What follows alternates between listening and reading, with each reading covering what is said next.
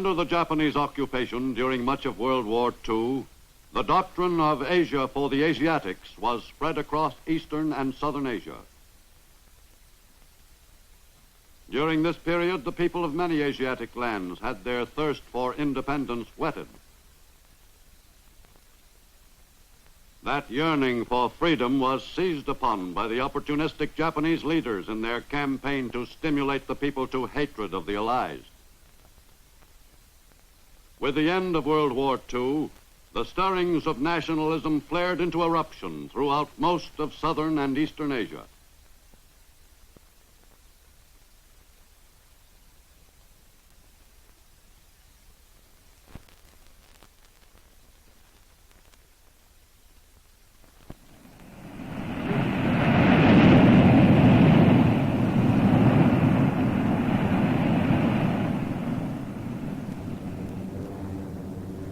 In the spring of 1945, American and Australian bombers opened up on Borneo, the largest island in the invaluable Dutch East Indies.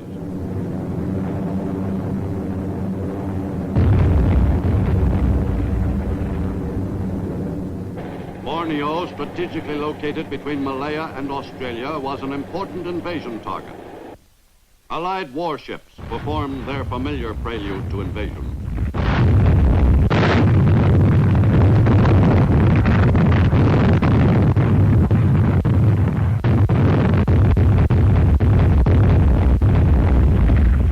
Australian soldiers went ashore at several points on the large island and drove inland against spirited resistance.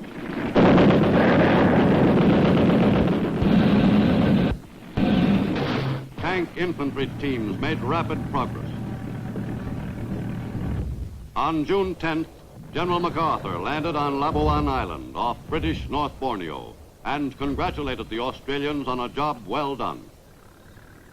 Japanese domination over the peoples of Asia was nearing an end.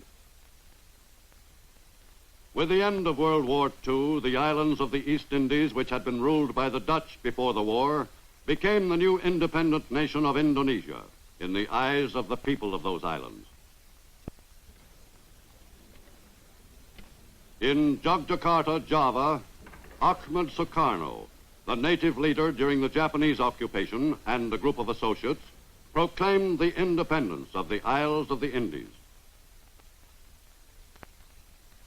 The nationalists consolidated their position quickly. Everyone available was enlisted to work in the common cause, the setting up of a functioning government strong enough to withstand any attacks upon it by the Allied forces scheduled soon to arrive. The nationalists were determined to stand their ground. In December 1945, the first Dutch troops arrived in the Indies, 4 months after Japan surrendered. The Dutch Marines were assigned to take over the job of keeping order and restoring the islands to Dutch rule, a job which had been performed by British troops until the arrival of the Dutch Queen's forces. The men went right to work in an attempt to quell the insurgents' rebellion.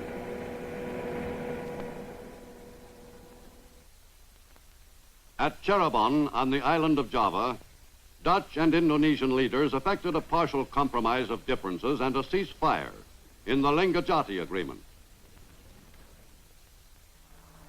But that condition did not last long. Dutch troops moved into territory acknowledged to be Republican by the terms of the agreement. The Dutch police action resulted in a renewal of violence. A settlement of differences between the Dutch and Indonesians seemed more remote than ever. Bridges were destroyed by the retreating natives. The Indonesians ravaged their own land rather than have it prove useful to the Dutch. In mid-1947, the United Nations attempted mediation. Australia's delegate, William Hodgson, called for an immediate cessation of hostilities and peaceful arbitration. But the issue was far from being settled. The communists in Indonesia, who had been supporting the nationalists in their fight for independence, rebelled. The Republican troops went to work quickly, rounding up every communist they could locate. The uprising was ineptly staged, and within a month it was decisively crushed by the Indonesian Republican forces. With its leaders either captured or killed, the communist force collapsed, and the threat to the success of the nationalist cause ended. In December 1949, the islands of the Indies officially became the Republic of the United States of Indonesia. Elected president by the 16 Negaras of the Federation of Indonesian States, Sukarno was sworn in a ceremony at Yogyakarta. The new ruler, who had collaborated with the Japanese, had been striving toward this day for some 30 years. Finally, after 4 years of fighting and negotiating, he and his people were officially recognized as an independent nation.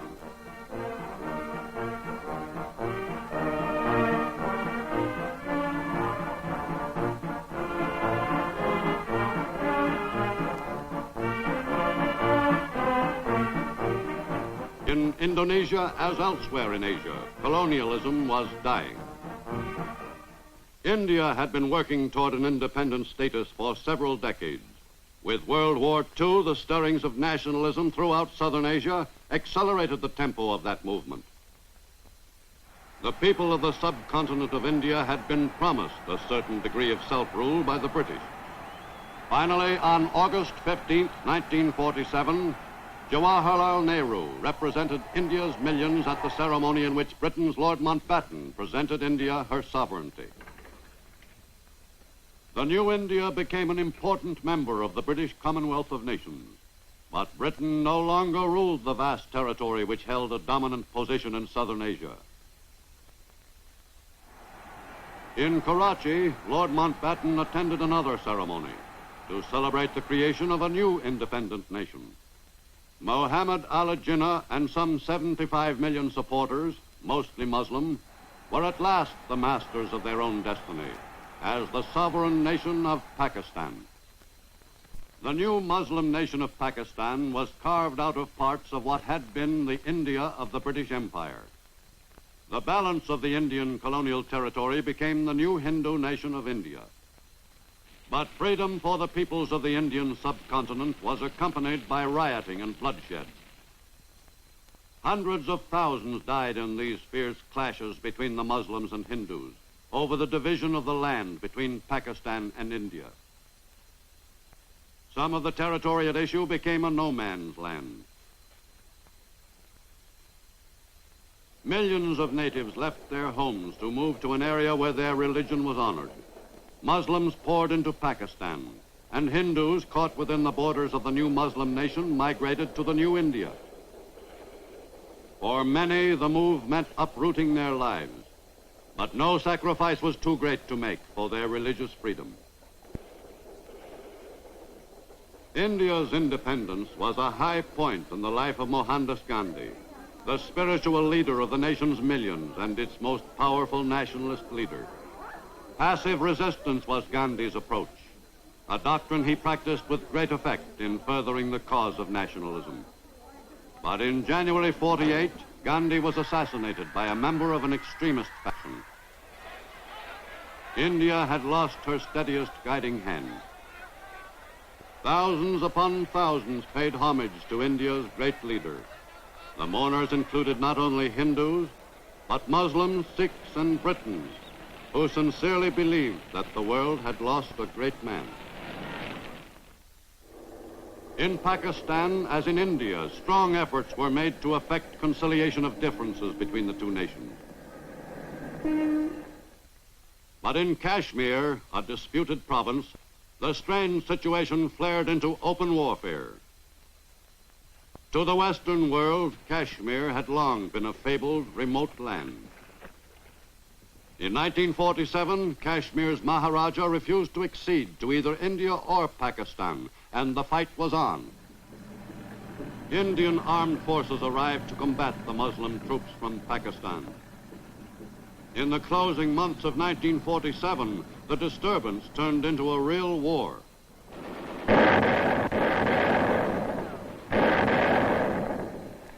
On January 1st, 1949, through the efforts of the United Nations, a ceasefire was effected.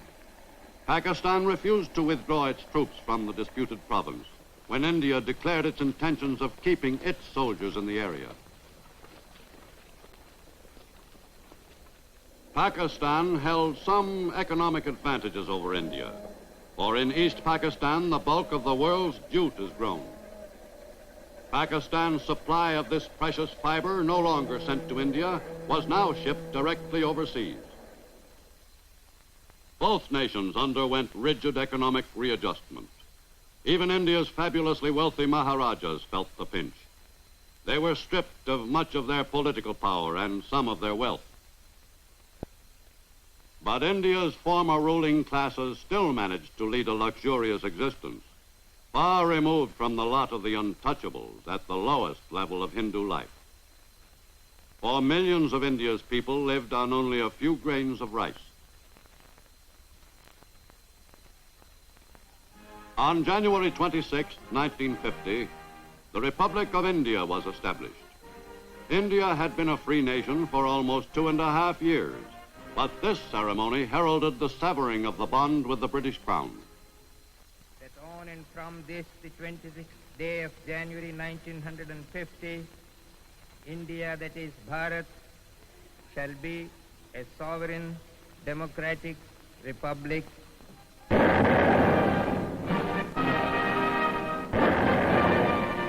The raising of the flag of the Republic's first president symbolized complete freedom to the Indian people.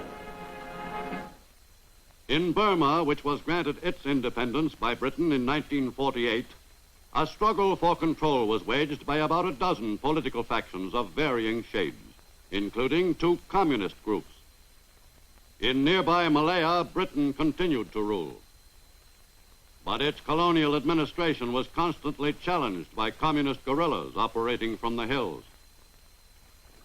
British and colonial troops were pressed into service to protect Malaya's rubber plantations and tin mines from the raids of the guerrillas. But the soldiers had difficulty in coming to grips with an enemy which disappeared into thin air, or so it seemed to the colonial troops. In the years following the defeat of Japan, Britain's control of the Malay Peninsula was far from strong. The Philippine Islands had been promised their independence by 1946. But with the Japanese invasion and conquest of the islands, the people's hopes dimmed. But in spite of that strong setback, the Philippines celebrated their independence just as planned on July 4th, 1946. With this ceremony, a new nation is born. A nation conceived in the centuries-old struggle of a people to attain the political liberty to embark upon its own national destiny. A nation upon whom the eyes of all oppressed peoples are today cast with the burning light of a new faith. The formal declaration of Philippine independence was made by U.S. Commissioner Paul McNutt. I am authorized and directed by the President of the United States to proclaim the independence of the Philippines as a separate and self-governing nation.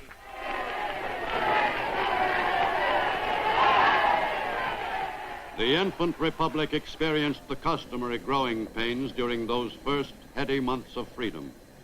Philippine political life still reflected the upheaval caused by the war and the Japanese occupation. In fact, one of the election issues, in addition to government corruption and the control of communism, was the degree of collaboration with the Japanese indulged in by one or another of the candidates. The Philippine political picture remained muddled for many months. The first president of the Republic was Manuel Rojas, who had worked with the Japanese, but was cleared by General MacArthur. The Hukbalahaps constituted the government's biggest headache. Once strongly anti-Japanese, the Hucks now trained their sights on the new government and its policies.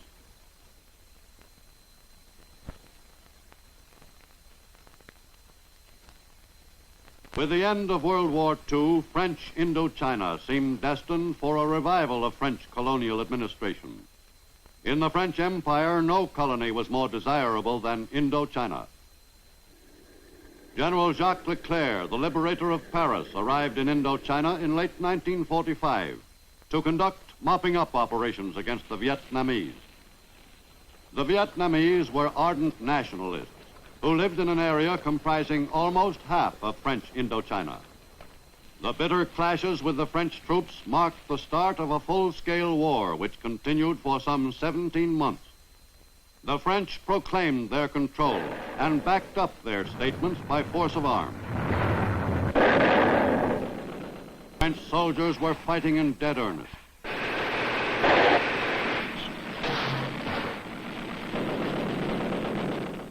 For Frenchmen, no part of the war-ravaged colony was entirely safe.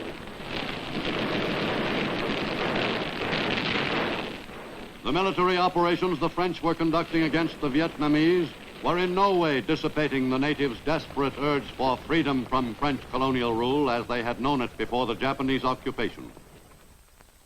Most of the fighting was in Vietnam, which includes 3 of the 5 countries comprising pre-war French Indochina.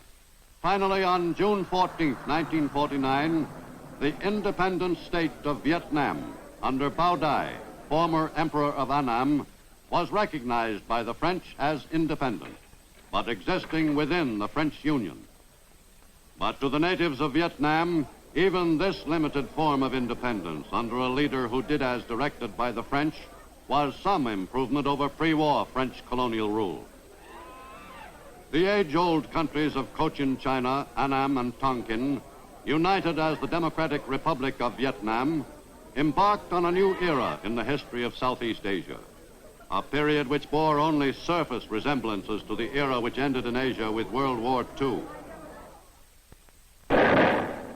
This new day was inaugurated in Vietnam as elsewhere throughout Asia with warfare.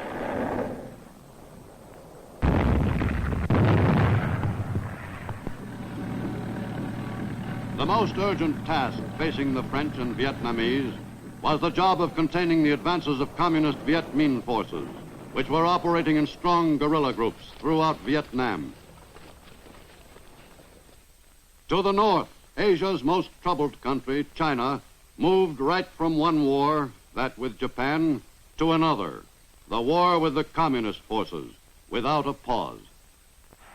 Chiang Kai-shek had led China through a series of great crises, but with the end of war with Japan, Chiang and China embarked on an even more critical period. The new antagonist, Chinese Communist Mao Zedong, gained adherents quickly. Chiang's forces fought a long, exhausting series of campaigns in a vain attempt to stop the communist advance from spreading across China.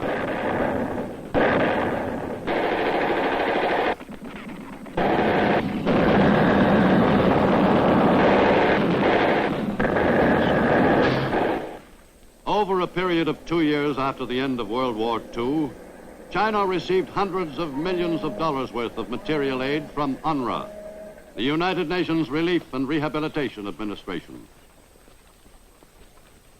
The major part of that assistance, about 2/3 of the total amount, was furnished by the U.S. In late 1945, General George Marshall arrived in China to try to effect a ceasefire between the two Chinese forces. At first, his mission seemed headed for success. During January 1946, a series of conferences involving both nationalists and communists achieved some positive results. On January 10th, a ceasefire agreement was reached, endorsed by the nationalists and communists in the mediator's presence. But the Marshall Mission and a subsequent survey of the problem conducted by General Albert Wedemeyer both proved inconclusive. Meanwhile, Mao's forces grew stronger while the debate raged on what U.S.-China policy should be. By early 1949, Mao commanded a formidable fighting force. In late May of that year, Shanghai fell to the advancing Chinese Communist armies. The Communist soldiers moved quickly into the heart of the city, which had been evacuated by the nationalists after they had boasted that they would defend it with the last drop of their blood. The Chinese civilians in Shanghai were quick to applaud their new masters. Overnight, Shanghai's population became ardently communistic. In Beiping, in October 1949, Russia's ambassador, Roshin, presented his credentials to Mao Zedong, and the bond between the Chinese Communists and the Soviet Union was cemented. Mao Zedong, once a lowly party worker, now assumed the stature of the dominant figure in all of Eastern Asia. The nationalist troops, those that hadn't joined forces with the communists, fled southward with their families. Many surrendered their weapons to the French in Indochina. The nationalist defense of China had turned into a rout. From a small area in North China, Mao's forces swept over all of mainland China. Formosa provided a haven for Chiang and the remnants of his army. Beginning in December 1949, on his island sanctuary, Chiang worked toward the day when China could be freed from the communist yoke. He had the support of the United States, but Britain, by recognizing Red China, weakened the cause of Generalissimo and Madame Chiang. Britain has bartered the soul of a nation for a few pieces of silver. I say, for shame to Britain. One day, these pieces of silver will bear interest in British blood, sweat, and tears on the battleground of freedom. For that which is morally wrong can never be politically right. In addition to U.S. military aid for his troops, Chiang was further aided by the presence in waters off Formosa of the U.S. 7th Fleet, which was assigned by the U.S. to save the island from the communists. In Korea, which had been ruled by the Chinese and the Japanese during the past century, the end of World War II introduced two allied powers, Russia and the United States, which occupied the northern and southern sections of the country. It is my sincere belief that our great victories on the battlefields of the world will be followed by complete cooperation and collaboration around the council tables of the great nations, resulting in continuance of world peace, and that our conferences here will solve the pressing problems of the Korean people.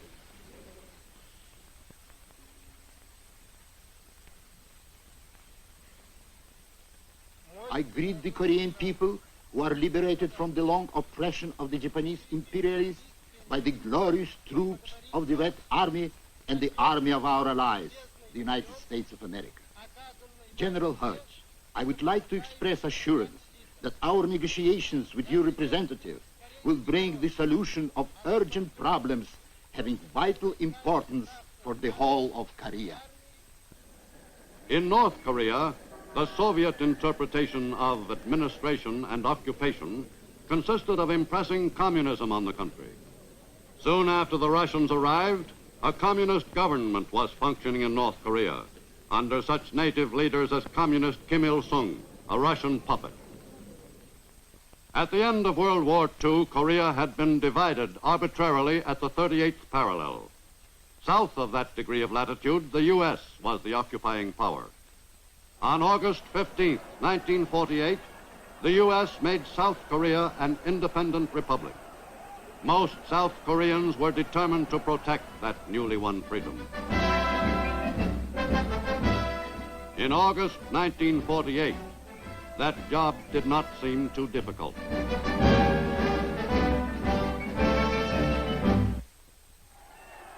But during the first years of the infant republic's existence, the job of protecting that independence assumed larger proportions. Communist demonstrations inspired by natives in the northern half of Korea gave the first inkling of further trouble ahead.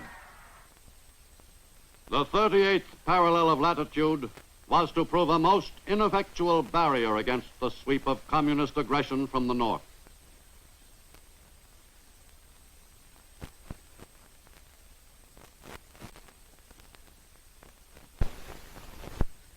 Go forward, men of courage, in the freedom fight. Let every tyrant feel your might. For freedom and justice, forward, sir, relentlessly marching on. But freedom's constant Christ is eternal vigilance. Go forward, men of courage, in the freedom fight.